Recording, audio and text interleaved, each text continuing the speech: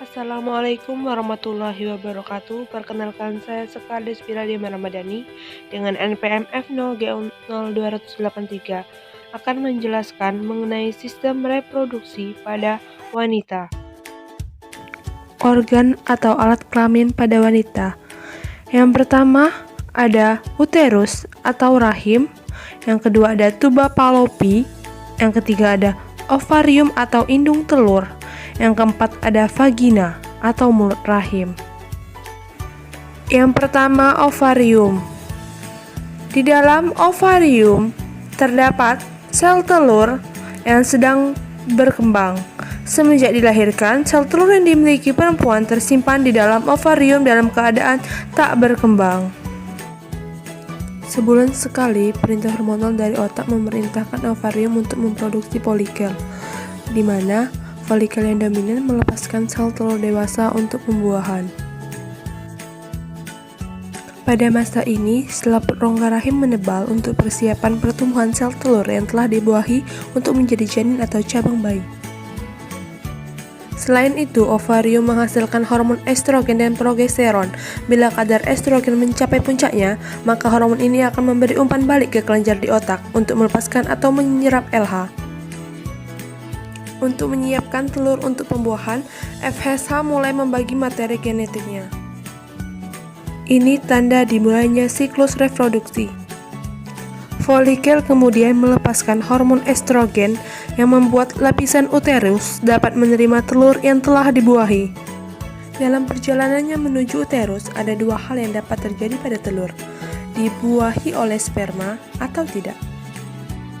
Jika terbuahi, biasanya terjadi di tuba fallopi.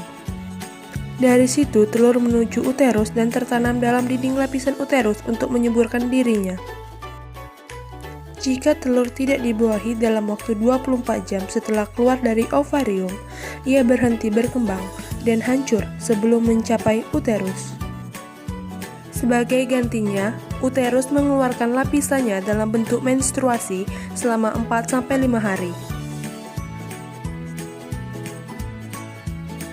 Setiap bulan, pada hari kelima siklus reproduksi, selaput rongga rahim mulai tumbuh dan menebal sebagai persiapan terhadap kemungkinan terjadinya kehamilan. Pada sekitar hari ke-14 terjadi proses pelepasan telur dari ovarium atau ovulasi. Sel telur ini masuk ke dalam salah satu saluran fallopi. Dan jika saat ini ada sperma yang masuk, maka terjadilah pembuahan. Jika terjadi pembuahan, sel telur yang telah dibuahi akan masuk ke rahim dan tumbuh menjadi janin. Pada sekitar hari ke-28, jika tidak terjadi pembuahan, lapisan rongga rahim meluruh dan terjadi siklus menstruasi berikutnya.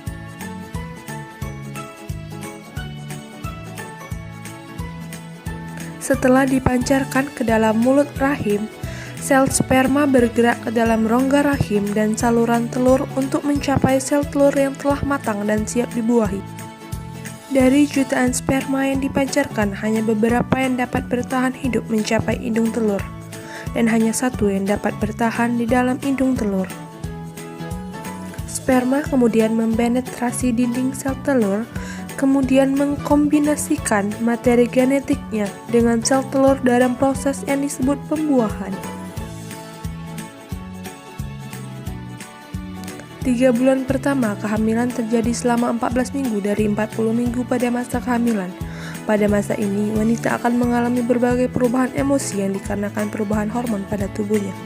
Dan pada saat itulah sering terjadi mual-mual pada pagi atau malam hari. Pada minggu pertama, hampir seluruh organ internal janin telah terbentuk. Janin mulai mengepal, bahkan sudah dapat sedikit bergerak. 3 bulan kedua, minggu ke-15 sampai 27 kehamilan, wanita mulai mengalami gejala sesak napas. Pertumbuhan janin di perut mulai terlihat, muncul kerut dikarenakan membesarnya kandungan. Pertumbuhan janin terjadi paling cepat di minggu ini. Tangan dan kaki janin berkembang semakin kuat, gerakan janin semakin dapat dirasakan ibu yang mengandung. Pada 3 minggu terakhir, minggu ke-28-40, bayi dan paru-parunya terus berkembang. Pada akhir minggu ke-40, bayi terdorong ke bawah, Hal ini merupakan tanda persalinan akan dimulai. Ketika pembukaan mencapai 10 cm, terjadi dorongan, tanda persalinan akan dimulai. Bayi memulai perjalanan melalui saluran rahim. Tulang kepala bayi memiliki ruang yang bernama fontanel yang membuat kepala bayi memanjang dan cukup untuk keluar melalui saluran rahim.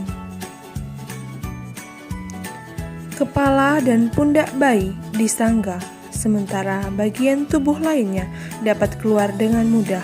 Ketika keluar, kepala bayi secara otomatis kembali ke ukuran normal. Baiklah, itu saja yang dapat saya sampaikan. Apabila ada kesalahan, saya mohon maaf. Saya akhiri dan terima kasih telah menonton channel saya. Assalamualaikum warahmatullahi wabarakatuh.